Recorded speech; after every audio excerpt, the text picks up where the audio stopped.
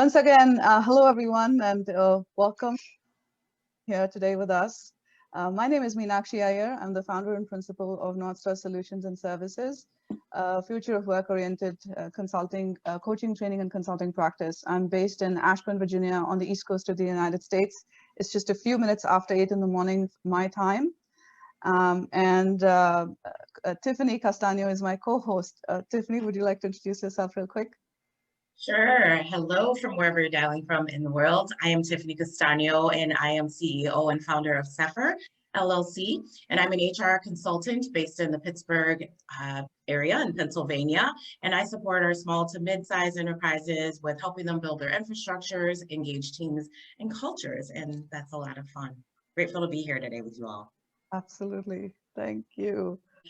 So acknowledging women who have gone before us and created the path, really, we realize that we're standing on the shoulders of these women, these brave women all around the world, and they chose to challenge long before we did. So Meenakshi and I really felt that this was something that we wanted to be a part of a larger initiative. The history of Women's Day is closely tied to women's suffrage and the women's suffrage movement, and in many parts of the world, with some countries such as Switzerland, where women won their rights to vote as recently as 1971, which still blows my mind. And, you know, I don't know if you've seen the hashtag that we've had.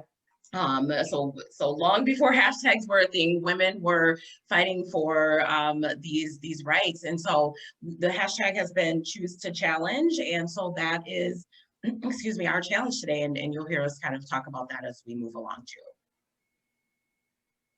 Absolutely. So we're two COVID era solopreneurs. This is our, if you see the hand up, that is the IWD 2021 theme. So it's the signal that we're choosing to challenge. And so we are two female founders and solopreneurs who are living out the future of work. We choose to challenge stereotypes and gender bias every single day. Meenakshi is just wonderful to work with, and I'm grateful we're on this journey together. Absolutely, thank you. And you know, on the acknowledgement earlier that we did, I also wanted to mention this is something I learned by attending other global events. I am personally very inspired by the practice of acknowledgement of land and country that's practiced in countries like Australia and New Zealand, and you know, and Canada. And I really wish we had that practice in the US because this is really recognition and acknowledgement to the original inhabitants of the land. And so today I want to, you know, sort of participate and help us all participate in that in a small way. I did try to do some research about the county where I live and who the original inhabitants were. There is some information available, but not a lot. And I also want to acknowledge my own ancestors and my native country of India. And those ancestors of this land, which is now my home. I just wanted to add that over there. Thank you. And you know, Tiffany and I, if we are not the representation of future of work, I don't know what is. We met about 8 months or so ago, never in person, and we've already collaborated in more than 3. This is our 3rd collaborative project. So. That's why we are so happy that all of you are here, because we definitely have learned a thing or two, and so does our featured guest for today, Mindee, who you will hear from today in a little bit. Back to you, Tiffany. Thank you. So COVID-19, we've been in this kind of lockdown, obviously, for over 12 months and counting, depending on where you are in the world, that we recognize that that looks different, but we have to understand that that is our reality. I think that all of us do right now, but there has been a disproportionate impact on women, specifically job loss, unpaid work. And so given all this, we believe that International Women's Day this year and the Choose to Challenge throughout the month in the USA, it holds special significance. We have such a rich opportunity to make an impact here as it relates to the context of the future of work for women. So our, you know, kind of our why is celebrating women everywhere, helping them start where they are. And those of you who may know me may know that I talk about that a lot on the journey. we're all kind of on this journey. And as women, we are on a different journey as well. So it's about meeting people where they are. And we'll talk about some calls to actions and things like that later, but really meeting you all where you are as well. So we're going to share some tips and techniques for career design. I can't wait for Mindee to get started, and supporting leadership development for women, which is such a critical piece as well. And we want to create an inclusive community for learning and growth. Both Meenakshi and I hold those values as founders. And so we feel it's important to share that with you today as part of our why. Our what? So we want to create some impactful incomes for you, or outcomes, incomes. Well, that would be great too, wouldn't it? Some impactful outcomes, and create a shared understanding for you of the future of work for women around the world, and create a sense of empowerment to design your own career. So we want to help you get started with disrupting bias in workplaces and communities. When I talked about meeting people where they're at, we recognize that you are all on your journey. So what does that look like for you as you're getting started and as you're figuring out how to disrupt this bias? We want to help you to find your tribe. I will often talk about tribes too. So connecting and engaging, just like Meenakshi and I did only 8 months ago, which feels like so much longer, to learn from this global community. We encourage you all to connect with each other as well. And so to that end, we invite you to join our LinkedIn event chat as well. So you will, many of you, thank you, have been so engaged from the beginning, and you've already kind of been engaging in that, and we really appreciate it. It's really given us more excitement leading into today. So if you're not part of that, please feel free to do that. You can follow us on LinkedIn, Twitter, Facebook, and subscribe to our YouTube channel as well. And we will be putting some information in the chat on that later as well. So I will take a breath and turn it over to Meenakshi. Absolutely. Thank you, Tiffany. So like Tiffany alluded to earlier, we wanted to use this opportunity to really support women and their allies around the world. And one of the things is when I started NorthStar Solutions, which it was in August of 2019, one of my goals was to really help unpack the future of work. And I focus on mid-career professionals. And so the last year was my inaugural Future of Work conference, in which Mindee was one of our guest speakers as well. So it's really fantastic to have you back. And so this is our second annual Global Future of Work conference for NorthStar. And this year it's extra special for me because I have Tiffany and CEPHR as co-hosts and partners in this. And the other piece is that this year, like Tiffany alluded to earlier, the disproportionate impact that the pandemic has had on women really kind of forced us to look at that a little bit more. And I wanted to call out one thing which just popped up for me, was that I was reading something on LinkedIn yesterday, and somebody had actually plotted all the events for International Women's Day on a little graph with like dot graph. And you'll see that throughout the year, there's this huge spike in March. And that's it. So the point they were making was, how about we spread this out throughout the year, and that way to promote inclusion and gender parity? And that kind of stayed with me. And the reason I'm talking about this in our how is that I was a little bit, Tiffany, I'm going to be, vocal about it, that I felt proud about how we designed this, Tiffany, because for us, this was not a one and done, number one. For us, it's also important that this is not just a conference where people come, talk, and then go do their own thing in the old way. So we really want people to walk away with the tangible outcomes that Tiffany alluded to earlier. We wanted to have a global reach, which is why the time zones, and you'll notice that this covers a lot of different time zones. We covered the East Coast of both the Americas, North and South. We've covered all of Europe and Africa, and we've covered almost all of Asia up until Singapore. It's 9 p.m. in Singapore right now. And that was our intent to doing that. And there's another piece around the time zone thing that I'll just talk to you in a minute. But the focus was really, our wish for our attendees is to walk away with tangible learning that they can apply, that all of you can apply in your lives and careers right away. And the other piece is, as much as we care about food for thought, we also care a little more about action. So we want this to be bias for action. We will share action-oriented takeaways with you, and there'll be some homework because you're all going to come back next Saturday. So we'll talk about that in a minute. And the purpose really is to also share tools for success with all of you. And our guest speakers, such as Mindee here today, are going to do exactly that. And the other piece is all of our speakers. So this is our agenda. This is what we are going to do for the rest of the month, every Saturday.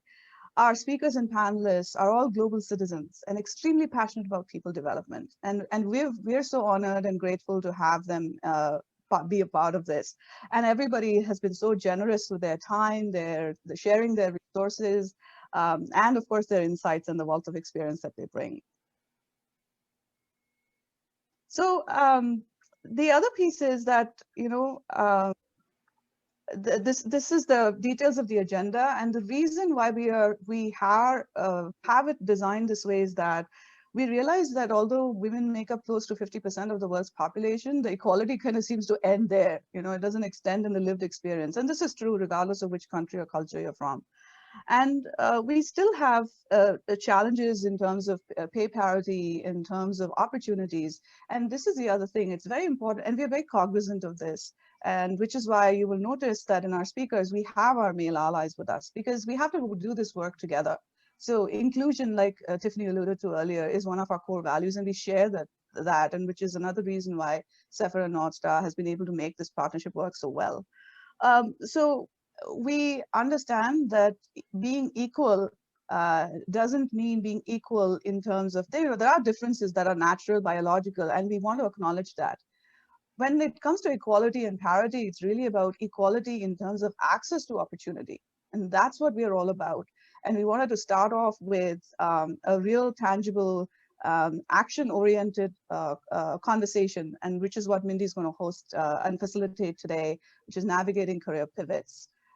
We want to have tangible takeaways out of that.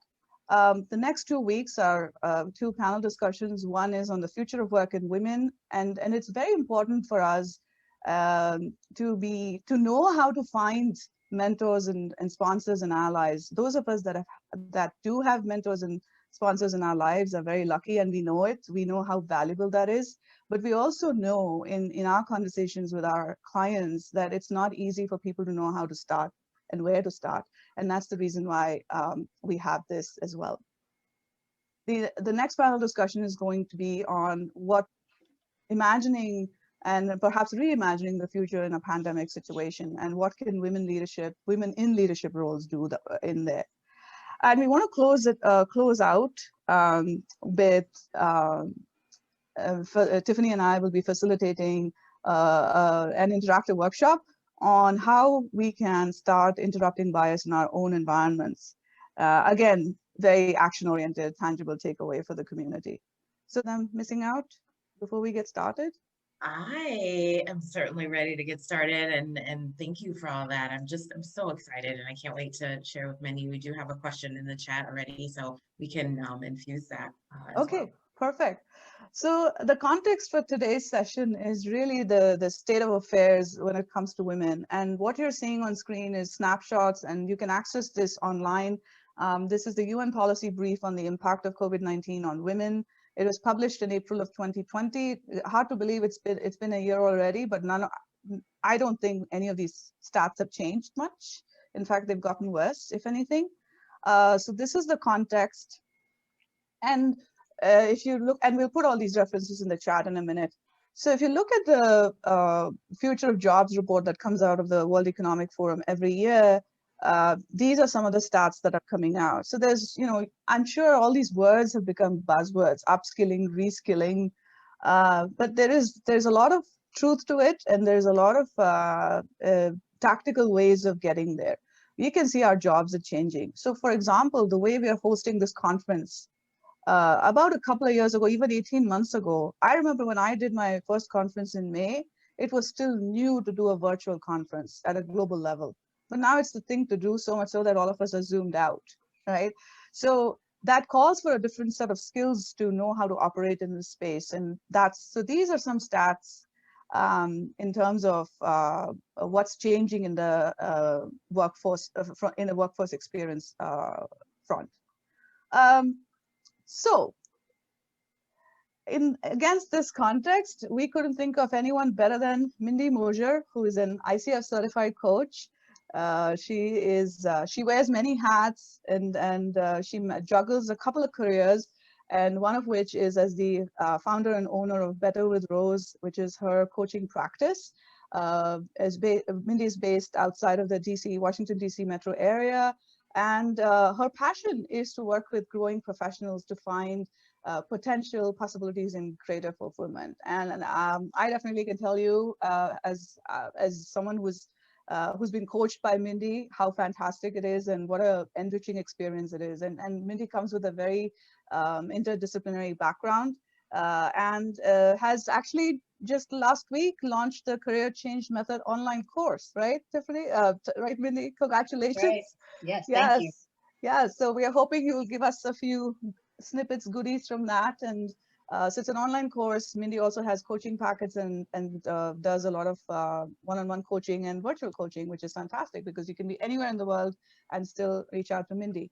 So today's intent for the session is Mindee is going to walk us through a very powerful exercise to help increase our self-awareness. And of course, she's going to share her own experience, insights, and wisdom. And then she's going to take any and all questions that we possibly can. Before I hand it off, just a couple of housekeeping items. The exercise that Mindee is going to be doing, it's a lot of reflective work. It is individual work.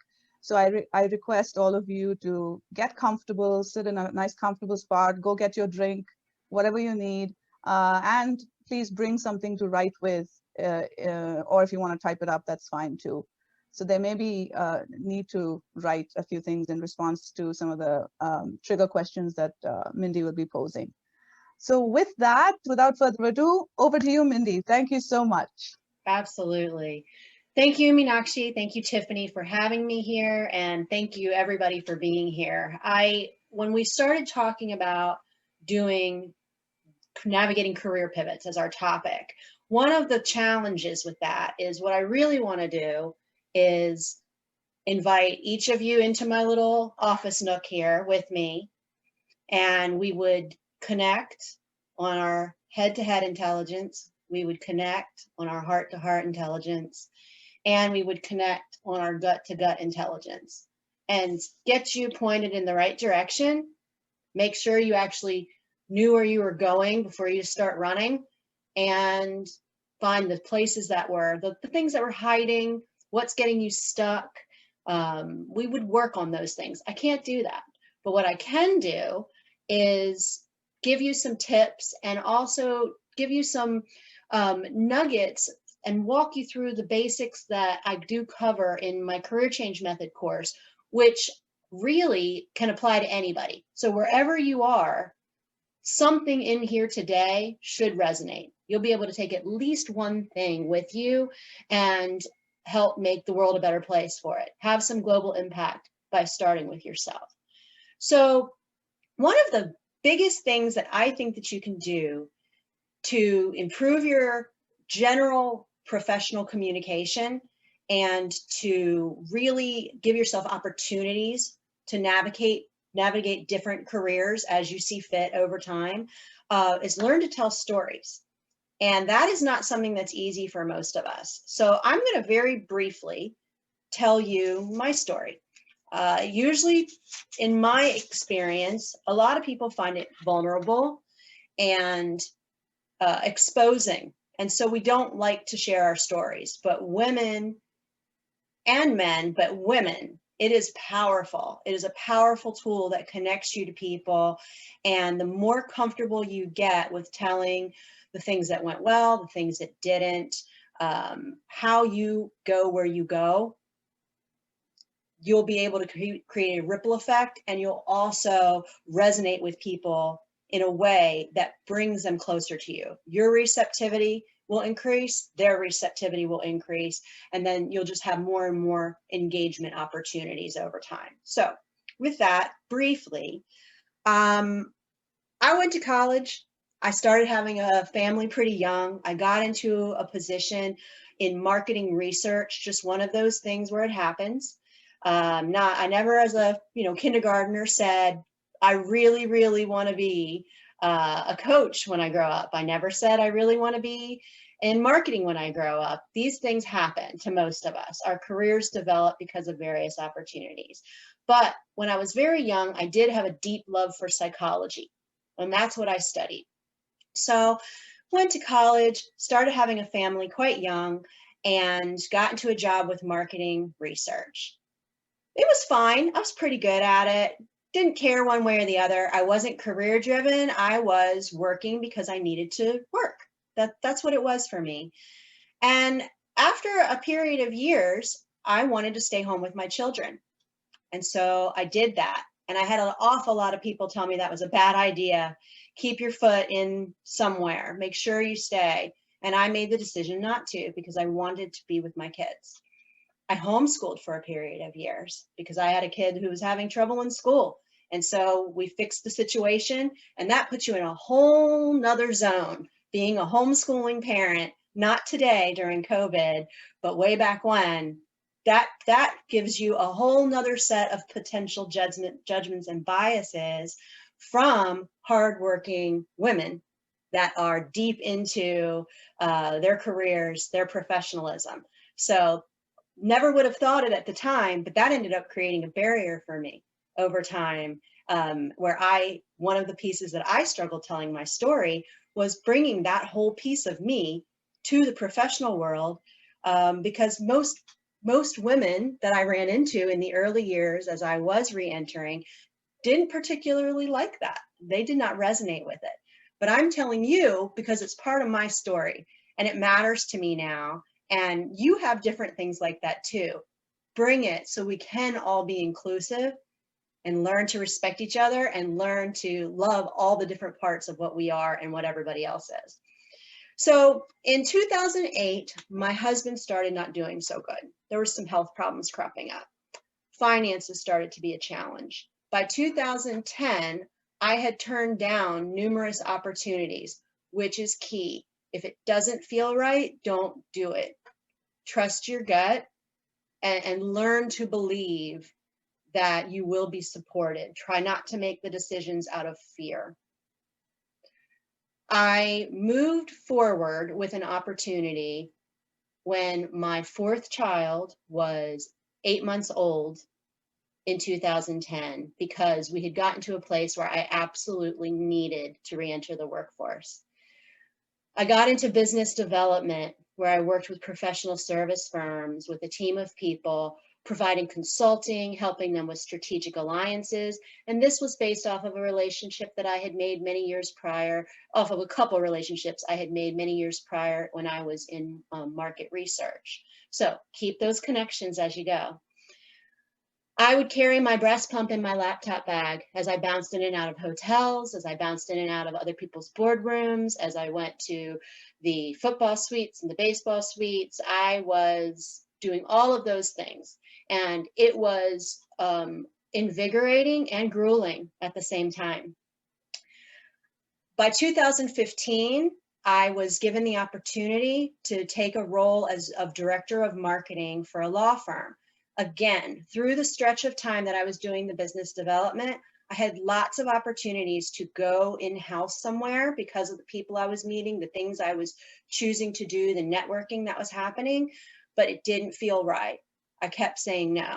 I had an opportunity with the Census Bureau that in the short term would have been much more beneficial to me, but in the long term, it would have thwarted my opportunities. So learn to say no and look for the thing that feels right and fits right with you and trust that it will come. It will come if you just keep taking the next right steps forward.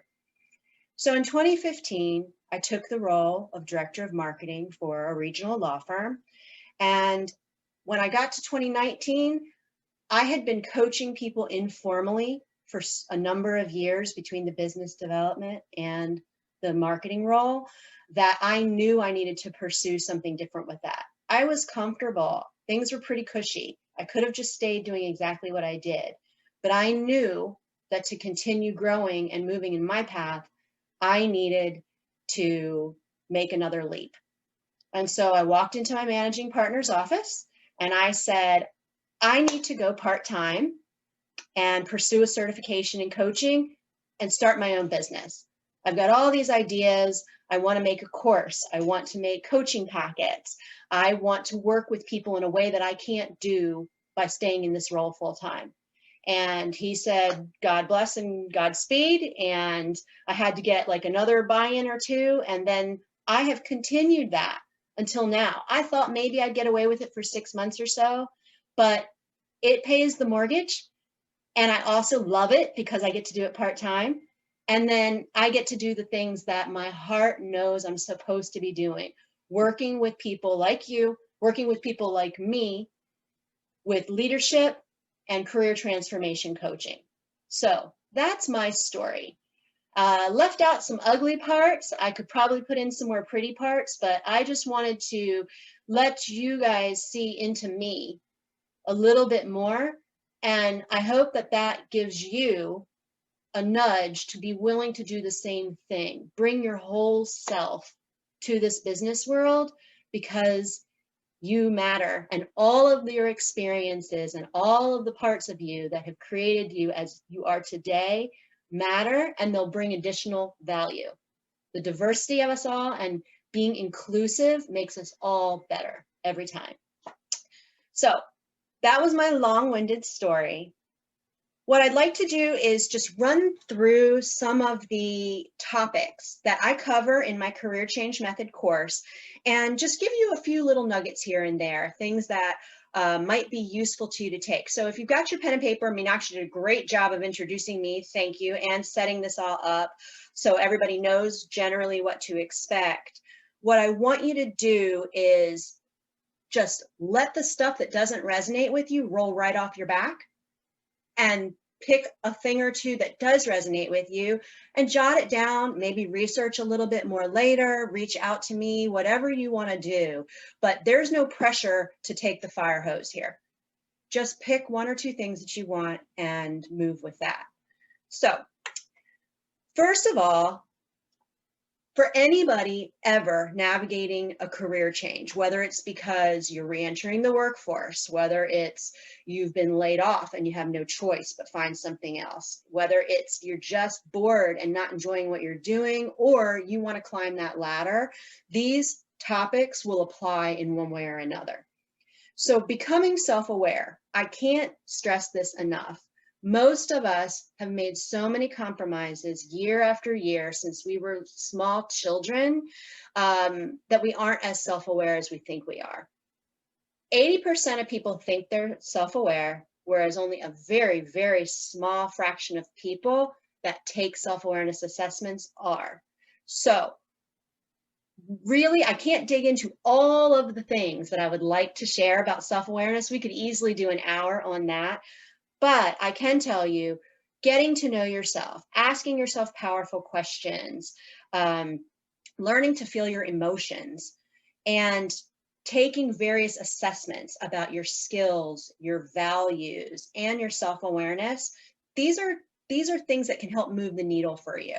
So if you care, and this is something that resonates with you, consider looking for other resources or reaching out to me, and I can give you more opportunities to consider.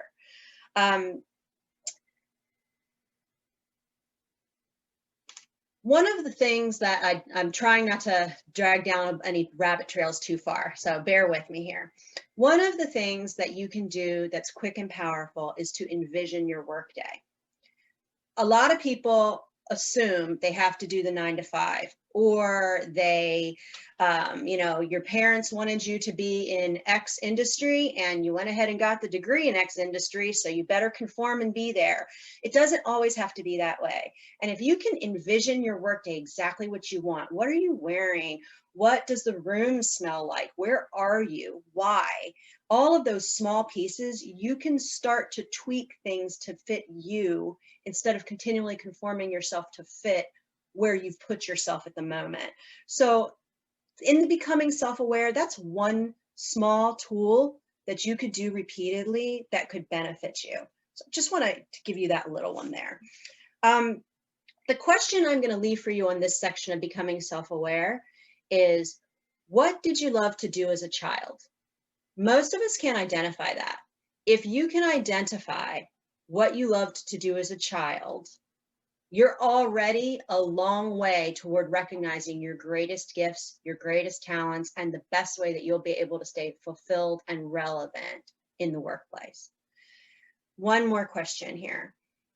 What values or beliefs do you hold that someone else instilled in you? Most of our values and beliefs aren't our own. They're what the culture told us, your parents told us, your school told us, your religious organization told you. But which ones are yours? And which ones are you holding that really belong to somebody else? So the next section I just want to talk about a little bit is communicating professionally. So the basics of this apply to everybody, and very few people take the time to do it. You need to get grounded and centered. And that means different things to different people. But getting grounded and centered before you worry about all the other nuts and bolts and pieces of communicating professionally sets you above. It takes you a step ahead of where most people are, because most people are just coming and going through the motions. The more present and focused and mindful you are, the better your communication is going to be, regardless of the vocabulary that you know, regardless of how knowledgeable you are about a particular industry or subject. It really makes a difference, and it's noticeable. And a lot of leaders have honed this skill. They know how to show up and be present.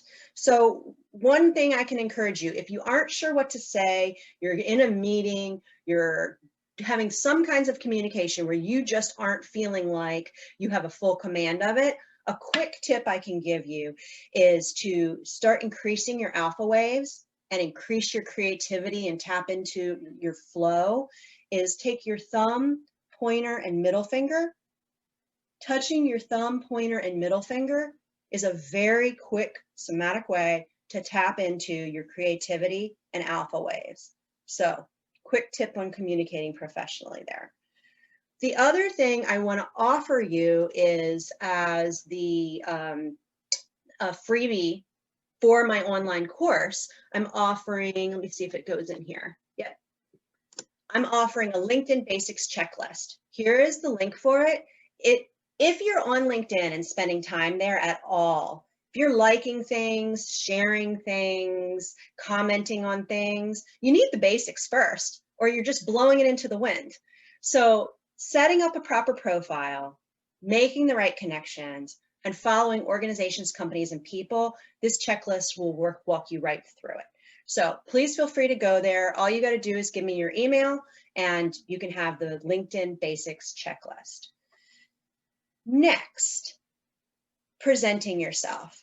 Presenting yourself is a touchy subject because there's some people who think that it shouldn't matter what you look like on the outside, that people should only focus on what's on the inside, but we aren't wired that way.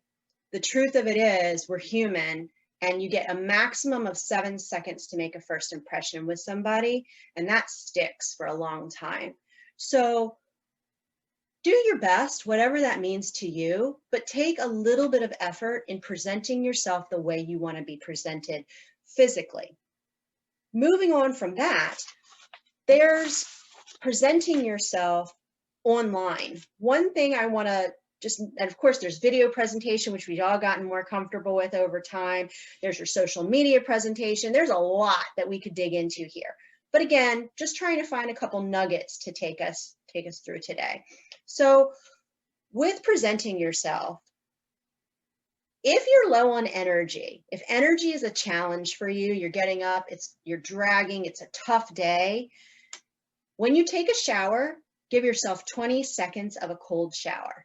And I'm not kidding, and I know you've heard this before, but it's truth. It changes things in your body in a healthy way, and it can take you from a presentation where you don't seem to have the energy. People notice that you're not as engaged as maybe you would want to be. It sharpens you mentally. It boosts your emotions.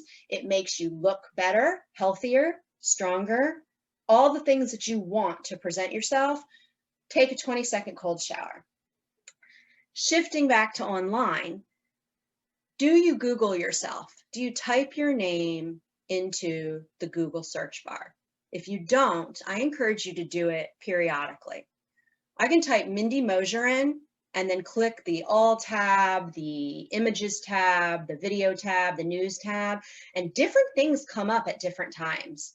And it's useful to see sometimes really strange things that I'm linked to, and other times to be able to see things that I would want out there. As well, most of us have LinkedIn show up pretty quickly on the first page. You want to just keep paying attention to that over time. I also think it's worthwhile to Google like last name, then first name. So I will also Google sometimes Mosher, Mindee. You get different results. You can get different results on your phone that you might get on your laptop, but it's a really good tool to just continue being aware of what you're putting out there, what you're connected to, and what other people see as your online persona. That's part of your presentation, presenting yourself.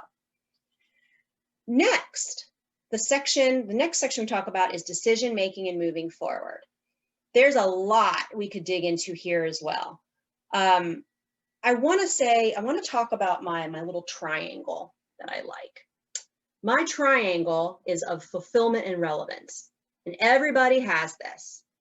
Okay, in your professional life, as you are navigating career changes and as you're just going day to day in whatever job you happen to be in at a moment, you need fulfillment and relevance to keep moving forward. There's no such thing as staying stagnant and still. And that triangle includes being in a place of performing and production in one corner, a place of learning and growth in another corner, and a place of fun and enjoyment in this corner. And so your fulfillment and relevance are always moving around in that space. Be aware of it. Be aware of when you're producing and productive, when you're learning and growing, and when you're having fun and enjoyment. You want to have all three of them show up at least over the course of a week or a month, so you don't end up in the burned out space, so you can stay doing the things that you enjoy, so you can find that fulfillment and relevance and keep it moving forward for yourself. So decision making and moving forward. Many people, especially during COVID here, are getting worse and worse at decision making. There's procrastination and paralysis on a scale that there might not have been before globally. If you can get better at decision making and problem solving, you have a significant leg up. And the most important point for me here is you will learn when to say no and turn things down. Most of us keep moving strong and steady in the wrong direction, and you think you're going in the right direction until eventually you realize you're lost again. So please take the time to learn how to make your decisions, avoid the procrastination, dig into your problem solving, and learn when to say no, because the opportunities are out there for us. The challenge is picking the right ones.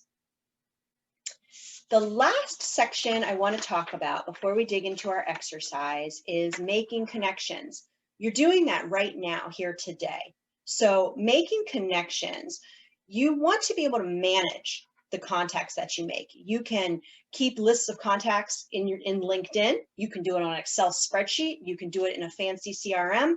You can do it on your phone. It doesn't really matter, but care about your contacts because they do matter. And when you meet people, whether it's, if you've never done a good job at this, alumni, past coworkers, people that you've met in organizations, associations, PTA, anything, just make the contacts and keep them, because it's really surprising how they can come back around and benefit you, and how you'll have opportunities to come back around and benefit them over time as well. So take care of your contacts, treat them like gold, because they are. When you are networking and meeting people and doing the things, some of us love it, some of us hate it, most of us are somewhere in between. Do it the way that you like. Do it the places that you like. Do it at the times of day that you like. Doesn't mean occasionally you might not have to bend to somebody else's preferences, but meet yourself and put yourself first. You deserve to be able to enjoy the necessary meeting of people, dealing with people in a way that resonates with you. So if you aren't a morning person, you do not have to do the morning things. If you don't like going to coffee shops, you don't have to go to coffee shops. It'll happen here and there, but trust yourself that you like to do things for a certain reason, and the best you is going to come forward anyway. Trust yourself that you get to choose how you want to do things. Accountability. Do want to touch on accountability with making connections. If you're bothering to make connections with people, if you can ask them, how can I help you? Is there anything I can do for you? Is there anybody you want me to introduce you to? If you can take just a moment to find a give and then be sure you follow up and are accountable to that, it can be with an accountability partner. It can be on your own by putting notes in your calendar. I don't know, whatever works for you, but try to find something to give as you're making connections, and then hold yourself accountable in one way or another to do that. Again, providing value, giving to other people, and then it lifts us all up. So I said that you can decide how you want to make connections and spend time with them. It's up to you. I can't stress that enough, because if you're able to do that, then you're going to want to help the people. If you're doing things in a way that you're begrudging, you're not enjoying, then one, you might just stop doing it altogether. And two, you might end up creating a situation where you subconsciously don't want to do the follow-ups to kind of keep things moving so you don't have to deal with this anymore. So truly, when you're doing the making the connections, networking, meeting people, love it. Figure out a way to do the things that you love, because then you'll do all the other pieces really well. I do want to say this, because we're in an opportunity here together with over 50 people. If you want to, this would be a networking opportunity otherwise, as opposed to on a screen. If we were 2 years ago, potentially we would have been in the same room together, or there would have been opportunity for some of us to have been. If you are interested in other people reaching out to you, you can put your contact information right here in the chat room, and those that are interested will grab it. As well, if you see somebody on here that you know you want to connect with, you can click on the everyone button in the chat and just pick that person and chat with them individually. So take the time to use this as the networking opportunity that it is. You could put your LinkedIn profile link in there or your email address in there, and that will give you an opportunity to make deeper connections after this time together today. So the last piece that I cover in my course is actually a bonus section where I interviewed Meenakshi. And Meenakshi did this for me because I wanted to be able to include a chunk that really got people focused on the future of work. Not all the things incorporated into the course, but also kind of an additional piece to think about in a launch pad. And she provides some excellent tools with that. So I don't need to say any more about that, because over the next couple weeks, we will be working on future of work in women, finding mentors, sponsors, and allies. And then it will be achieving an equal future in a COVID world, all things that she's excellent at either speaking to personally or curating. And then with Tiffany's excellence and history with HR and all the institutional knowledge she brings, what we're going to have here are powerful, powerful tools that are going to apply to you navigating career pivots as well. So I believe this will all go together for us. Absolutely, it will, no doubt. So with all of that, I want to walk us through an extremely powerful exercise. I've used this with CEOs. I've used this with children. I've used this with people who have been laid off. I've used this with people that are engineers, lawyers, teachers. This exercise won't do you wrong. So what I'm asking you to do, you are welcome to turn off your camera if you'd like. You may want to move around the room, because if we were in the room together, that's what I would have you do, is move into a different place. But I'm going to walk you through a way to begin designing your life, which will impact any career changes and navigation that you want to do. So if you want to set an intention to focus on your career with this, you're welcome to. If this is about your life in general or your home life or your health, you get to pick what the focus is. Some people do it very comprehensively. Some people focus on a niche. So I invite you to focus on your career if you would like. I also invite you to make it more broad and do whatever resonates with you today. So this is dreamer, realist, observer. The first thing that we're going to do is close your eyes. And again, you want the camera off, turn the camera off. Move wherever you want to be in the room where you are a dreamer. And what I mean by this is the dreamer is only allowed to dream wonderful things. The dreamer is whatever you want the dreamer to look like. Some people will say a dreamer looks like a fairy, or my dreamer looks like me when I was 5 years old. My dreamer, whatever it may be. Envision yourself as a dreamer. Envision yourself where your dreamer would want to be. Maybe your dreamer loves to be at the beach or in the mountains. Maybe your dreamer loves to be next to a river. Or maybe it's a cozied up on a couch. Wherever your dreamer wants to be, that's where I want you to go. Then the next thing that you're going to do is we're going to take 3 minutes of silence. And I know that's a long time, but it's really less than a third of what I usually do for this exercise. So for our purposes, we're going to take 3 minutes, and you can either write down if you like to, or draw if you prefer, everything that comes up that your dreamer wants to do. Your dreamer may say, I can fly. And your realist doesn't get to have a say in this part yet. Your realist doesn't get to come in and say, you can't fly. That doesn't work. You're human. That's not going to happen. Your dreamer gets to say any and everything that you ever want to do. And after that 3 minutes, we're going to move on to the realist position and the observer position. So what does your dreamer look like? Where is your dreamer? And get ready to go. I'm going to set the timer for 3 minutes.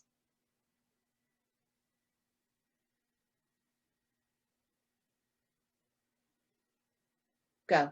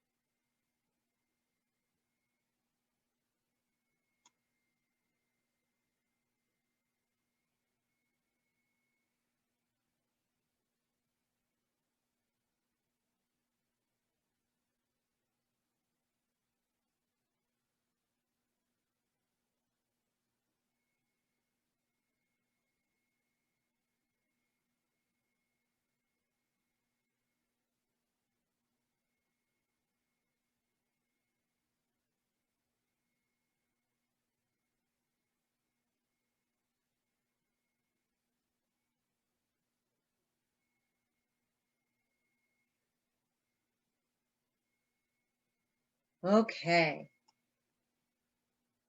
I hope everybody got a chance to be your dreamer and at least come up with a number of things that you just want, that you're dreaming for. We're going to shake it off. So just shake off the dreamer.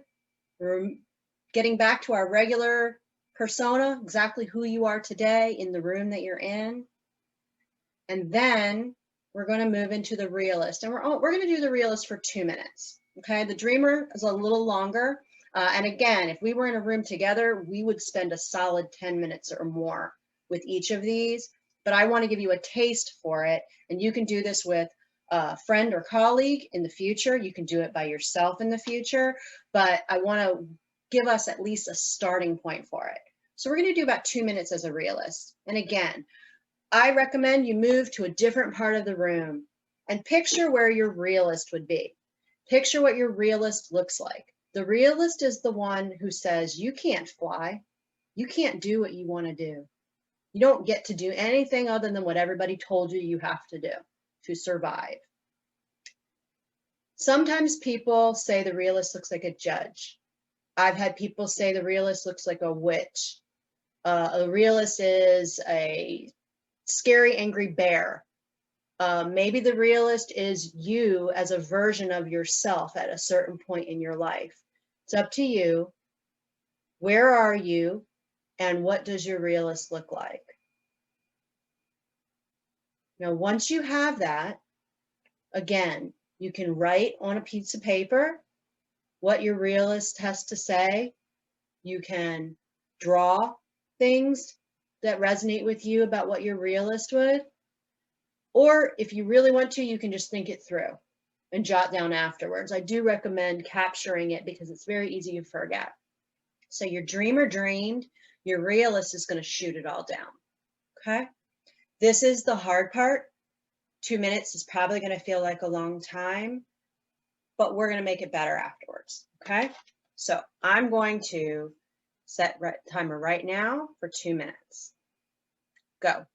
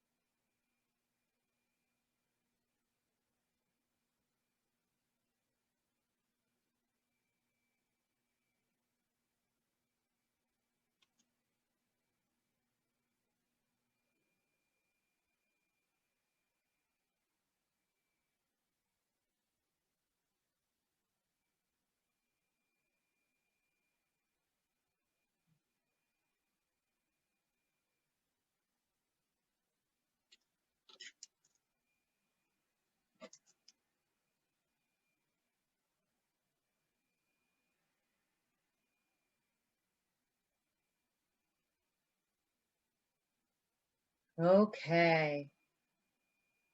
Time is up. It's time to shake off your realist. Just get rid of them. They're not with you anymore. And we're going to move into, for one last period of time, one more 2 minute section. I want you to move to a different area of the room if you would like to. You've left the dreamer behind. You've left the realist behind. Now you're the part of you that's the observer. You're the part of you that gets to watch your life go by instead of living it. You're the part of you that got to see what the dreamer dreamed, and you got to see what the realist said and did. And now your observer is going to be able to take the best of both of those and have some other completely objective ideas as a third party about it. Okay, so getting ready to do the timer again. Before we start, what does your observer look like? Sometimes, and here are examples, sometimes an observer is related to wisdom. I've had people say it looks like an old wizard or a wolf, a wise owl. Maybe it's a picture of a grandmother or yourself when you're older and wiser. Picture your observer the way you see an impartial third party. And where does your observer want to be? Here we go.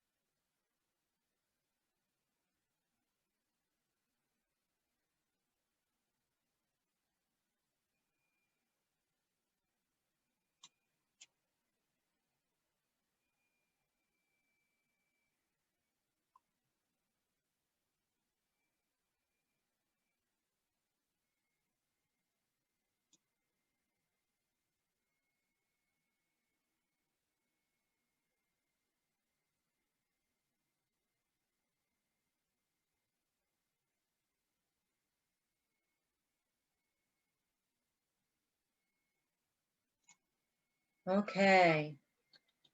So it's time to be done with your observer.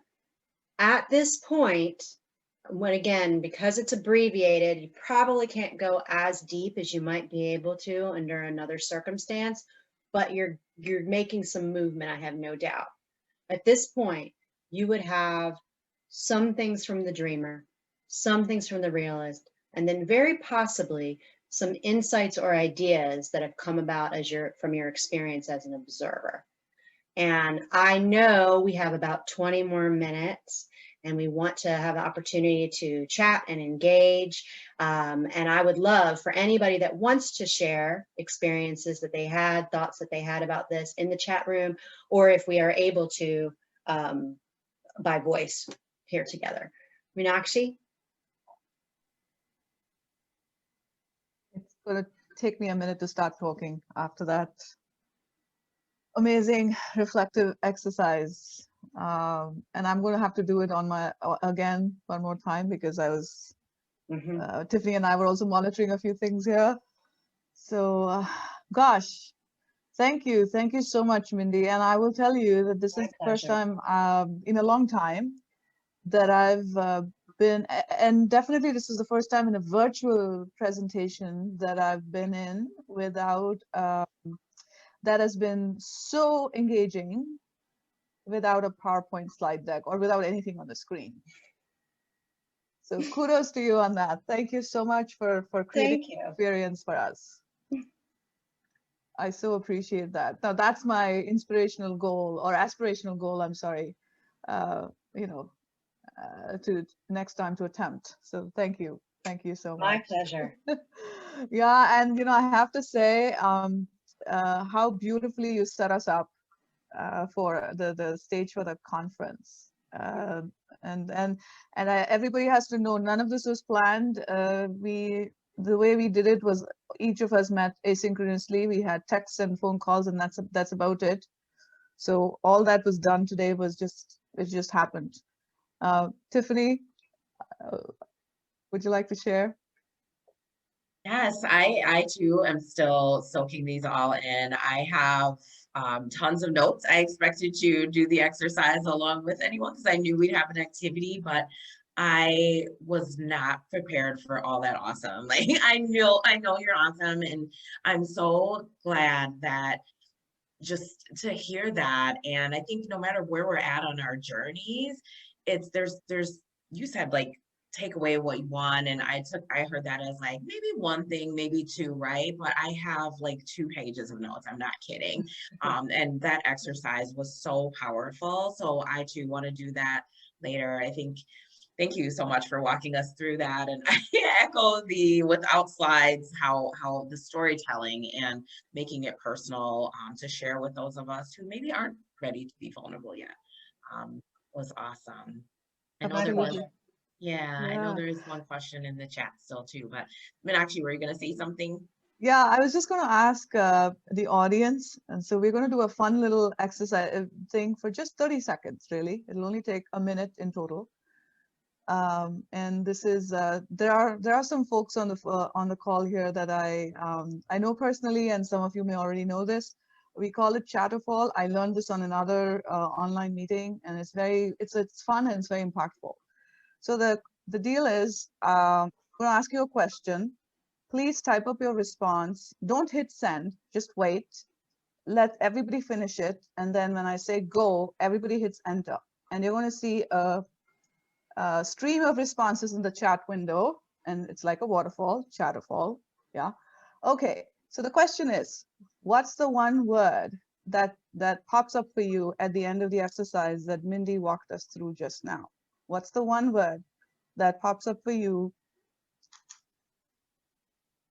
as you reflect on the exercise that you just did? Take 30 seconds and then 3, 2, 1, go.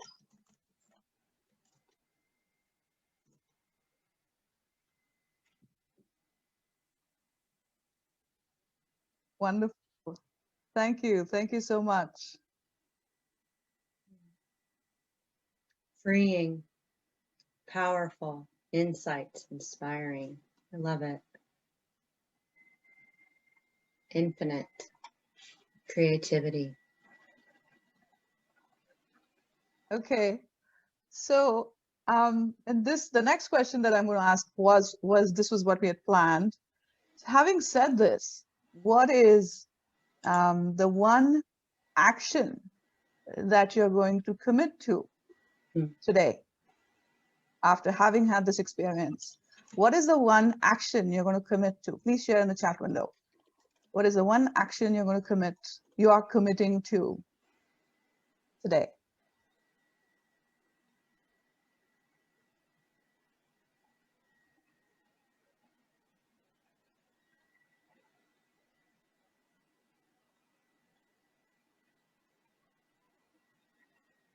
This is fantastic.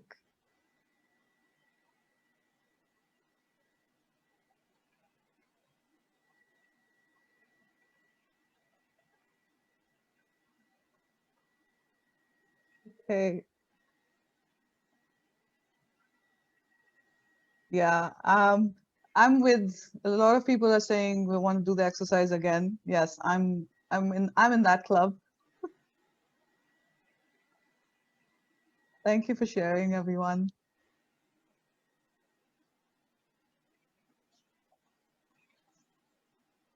We have 15 more minutes and we had a couple of things lined up. Tiffany, you said, I'm sorry, I missed the question. I know there was a question. Did you catch it? I'm going to look at the chat really quick. I did. It's very early on. Let me save you. Okay. There's, it was way in the beginning. Someone asked very early on a very great question that I'd love to have Mindee answer for us. The question is, 2020 should have been the greatest leveler for women to acquire more jobs with working from home. But the fact is that it was the opposite, showcases the deep bias. Thoughts? Sure. I mean, I'll chime in first, and then I would love to hear what anybody else has to say. My thoughts are it's painful and true, honestly. From my perspective, you know, when the chips are down, when things get hard, that's when we see how things really are, you know? And there's still a really, really long way to go. And from my perspective, my thoughts are, this starts with you. You know, this starts with you. This starts with me. I'm going to do what I can to be the best me in my circumstances, in my little world, my ecosystem, and be gentle with those who clearly exhibit bias and challenge, and at the same time, not make excuses for it. I mean, what is it? We're challenging it, right? It's just a challenge. We need to do it. So that's my thoughts. I would love to hear other people's thoughts. Meenakshi, did you want to jump in? I think the one thing that popped up for me was there's the bias, and there's a lot of unconscious bias, and I think that that's one, actually two things. I lied. It's two things. One is the unconscious bias that's already there in all of our processes and in our human processes in general, and hiring process in terms of the workplace. And I think the other piece is, and then in fact the one of the lean-in studies that came out, and that's kind of North America specific, leanin.org, the women, even in COVID times, women worry, and it's probably true, that if they were to take time away for caregiving, even during COVID times, they are judged. And it's harder for women to take time off, even during these times, compared to men. And it goes back to our biases around how kind of attach gender to a lot of these roles, right? Caregiving roles, and the values that come into play. So being empathetic, being kind, these are feminine. And I remember being on another panel discussion a few weeks ago. There are traits that are feminine and masculine. It's not about displaying the trait that makes you that, right? The traits are masculine or feminine, and all of us, regardless of our biological gender, we have those traits in us. And what is it that we show for? And to Mindee's point, how well do we know ourselves, and how much are we leveraging our strength? And the second point, I think, is that in terms of the job loss, so this is kind of related to this question, is that it's a double whammy. So to begin with, women are paid less than men for the same job. And on this, I want to make a asterisk point that as a brown person living in the US, I'm still waiting on data. As a brown person from Asia, South Asia, I'm still waiting to find data that talks about South Asian women, because we get clubbed under Asian American women, which kind of blurs all the data. That's a different point, but I wanted to make it. I think that it's a double whammy, that to begin with, we are paid less than men. And so when you have to make choices around, and on top of that, we tend to do most of the caregiving work, unpaid work. We do 3 times as much as others. So it's a no-brainer for who will take the back seat if you have to make decisions around homeschooling, childcare, elder care, everything happening in the household, right? So a person who makes less leaves their job because everything else is going to cost you so much more. And it was evident, at least in the US, with the 140,000 job losses that happened in December, 100% were women, and across different industries. And we know there was some industries that were hit more badly than others. So those are my 2 points: unconscious biases and the structural challenges that exist. Tiffany, what are your thoughts? I agree. And I think that, this is why we have seen women who have started their own businesses throughout this, because we're unfortunately in a system to date that where we can't necessarily count on and wait for. I think that this has definitely shown us that we have to kind of go out and make our own. And I think to a lot of the points that Mindee made, these are great foundations to help set us up to believe in ourselves. Where's the dreamer? Where is the realist? Where's the observer? So that we can go out and create opportunities and co-create opportunities with each other and really help lift and celebrate each other. I can't echo enough what both of you have shared. Those will be my, I have a lot of thoughts, but I'll save them. I do see that we have another question on how can I further engage my workforce with questions? This person's hosting a brown bag lunch on at work to continue the conversation on today's webinar. Thank you for that, by the way. That's a call to action, I would say. Okay, I was just digesting the question here. So, in my opinion, if you are able to, the best way to do it is get transparent and vulnerable. We've got to shed all of the, what's it called? The being proper about everything. We've got to shed staying safe in the conversation, being PC. You need to be able to speak and say where you are, what you're feeling, what you're experiencing, and the other people need to feel that they can too. And this means that the white men, the Black women, the young, like hip professional, that we all get judged in different ways for our different things, the things that we are. Clearly, there are groups of people who have significant more pain, more judgment, more challenge than others. But if we don't pull that stuff down during the conversation and try to just be raw about it, the conversations never go deep enough to mean anything. So that to me would be the main thing. I mean, you said, how can I further engage my workforce on Monday with questions? I think setting the stage of, we need to be able to be transparent here. I'm not sure I have any specific questions to get it going. I would probably need to think about it. Maybe Tiffany or Meenakshi, you could chime in here a little bit. After you, Tiffany. Sorry, guys. Oh no, you're fine. I think, I actually do something every week that's related to continuing the conversation. So it's very important to just, kind of like Mindee said, set the stage for transparency, allow for your audience to have curious questions. And I think that's one safe way to do that, is just to come out and say, we want this to be a safe space. I want it to be an environment where you're taking away, where you're learning, and I encourage you to ask those curious questions.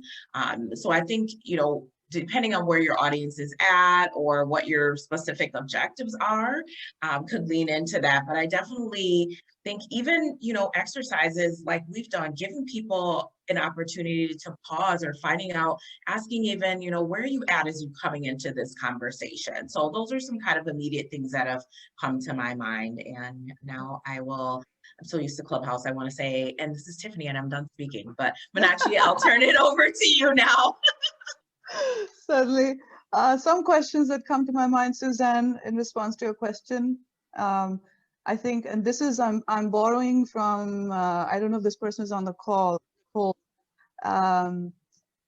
What have you not heard yet?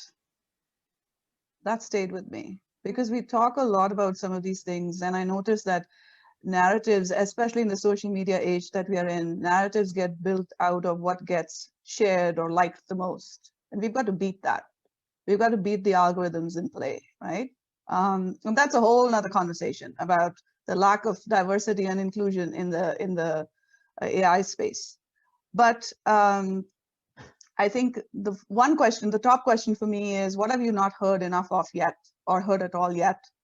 What are you most afraid of? And to Mindee's point, challenging courageously, we're talking about choose to challenge. So doing that with a lot of courage, but making sure that the space that you've set up is psychologically safe. And, these are all other concepts and constructs to think about.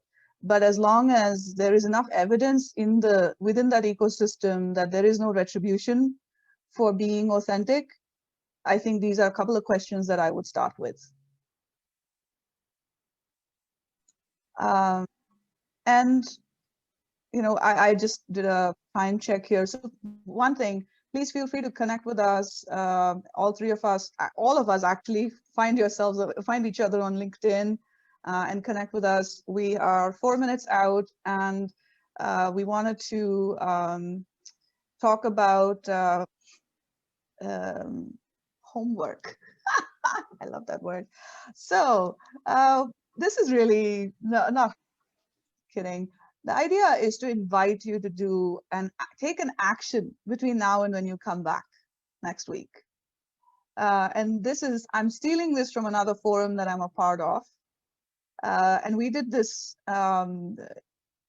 phenomenally powerful exercise, and we did this live, where we had everyone open up their LinkedIn. So the exercise is this. So I'm going to talk about what activity that we're inviting you to do. Right after you log off this session, think of someone that you can put in a recommendation for, a professional recommendation. Do it whichever way you would like. On LinkedIn, put in a recommendation in LinkedIn using LinkedIn recommendations. Make a post on LinkedIn about them, tag them, or just send them an email. So we don't know who is looking for jobs, who is looking for a change, who needs a job. So these are things that will be very helpful. So based on the theme for today, our invitation to you is, as soon as you log off the session, please provide a professional recommendation to someone in your network, regardless of what is going on in their lives. Doesn't matter. Just do your part. So that's our invitation to you. And all of our contact information is here. And you know, the plug that I also wanted to do was, of course, come back next Saturday, same time, 8 o'clock Eastern, 1 p.m. London, and 6:30 p.m. India. So please come back. We'd love to meet with you again. And we have a panel discussion next week. And I'm going to share my screen in the last 2 seconds. Tiffany, Mindee, anything that you want to add? I'd love to give the floor to Mindee to share any final thoughts. Yep. My final thoughts are, thank you for being here, everybody. I would love to hear from you afterwards. And thank you, Tiffany and Meenakshi, for creating this space for us all to be together so we can make changes. Thank you. Absolutely. Thank you so much, Mindee. Thank you.